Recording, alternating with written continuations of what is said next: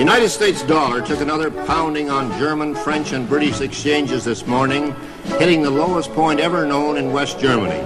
It has declined there by 41% since 1971, and this Canadian thinks it's time to speak up for the Americans as the most generous and possibly the least appreciated people in all the world.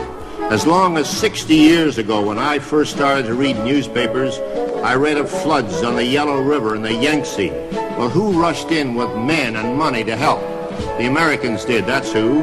They have helped control floods on the Nile, the Amazon, the Ganges, and the Niger. Today, the rich bottomland of the Mississippi is underwater, and no foreign land has sent a dollar to help. Germany, Japan, and to a lesser extent Britain and Italy were lifted out of the debris of war by the Americans, who poured in billions of dollars and forgave other billions in debts.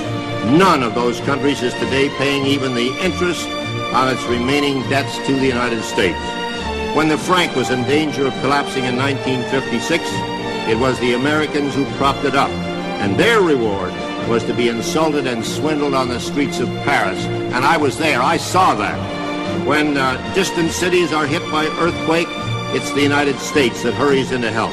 Managua, Nicaragua is one of the most recent examples. So far this spring, 59 American communities have been flattened by tornadoes. Nobody has helped. The Marshall Plan, the Truman Policy, all pump billions upon billions of dollars into discouraged countries. And now newspapers in those countries are writing about the decadent, warmongering Americans. Now, I'd like to see just one of those countries that is gloating over the erosion of the United States dollar build its own airplane. Come on now, you, let's hear it. Does any country in the world have a plane to equal a Boeing jumbo jet, the Lockheed TriStar, or the Douglas 10? If so, why don't they fly them? Why do all international lines except Russia fly American planes? Why does no other land on Earth even consider putting a man or a woman on the moon? You talk about Japanese technocracy and you get radios. You talk about German technocracy and you get automobiles.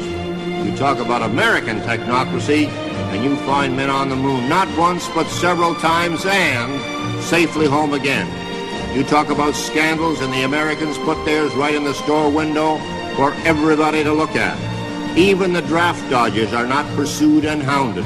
They're right here on our streets in Toronto. Most of them, unless they're breaking Canadian laws, are getting American dollars from Ma and Pa at home to spend up here. When the Americans get out of this bind, as they will, who could blame them if they said to hell with the rest of the world? Let somebody else buy the bonds. Let somebody else build or repair foreign dams or design foreign buildings that won't shake apart in earthquakes. When the railways of France and Germany and India were breaking down through age, it was the Americans who rebuilt them. When the Pennsylvania Railroad and the New York Central went broke, nobody loaned them an old caboose. Both of them are still broke. I can name to you 5,000 times when the Americans raced to the help of other people in trouble. Can you name to me even one time when someone else raced to the Americans in trouble? I don't think there was outside help even during the San Francisco earthquake. Our neighbors have faced it alone, and I'm one Canadian who is damn tired of hearing them kicked around. They'll come out of this thing with their flag high, and when they do, they're entitled to thumb their noses at the lands that are gloating over their present troubles. I hope Canada is not one of these. But there are many smug, self-righteous Canadians.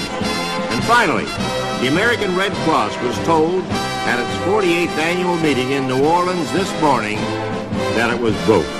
This year's disaster, with the year less than half over, has taken it all, and nobody, but nobody, has helped.